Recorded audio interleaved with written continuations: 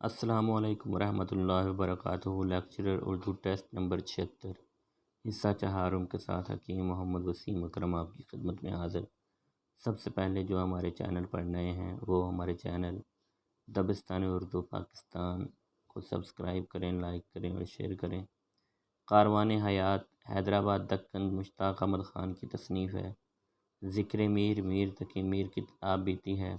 آتش چنار کشمیری سیاستدان شیخ محمد عبداللہ کی آپ بیتی ہے۔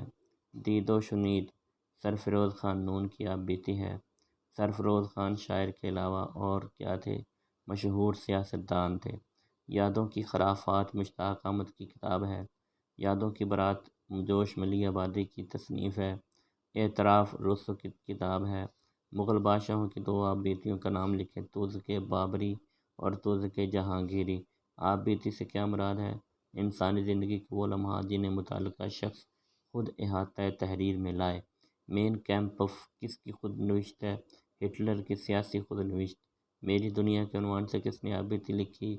ڈاکٹر اعجاز حسین نے۔ ناقابل فراموش کس کی کتاب بیتی ہے؟ دیوان سنگھ مفتون کی۔ آپ بیتی کے نام سے کس نے آپ بیتی لکھی؟ گاندھی جی نے۔ جہان دانش کس کی آپ بیتی ہے؟ احسان دانش کی۔ امرتا پریتم کس آپ بیتی کا عنوان کیا ہے؟ رسیدی ٹکٹ۔ آزادی کے چراغ کس کی آپ بیتی ہے؟ مشکور حسین یاد۔ اعترافات کس کی آپ بیتی ہے؟ سینٹ آگسٹائن کی۔ خون بہا کس کی خود نوشت ہے؟ حکیم احمد شجاع کی۔ ذکر میر کس زبان میں ہے؟ فارسی زبان میں۔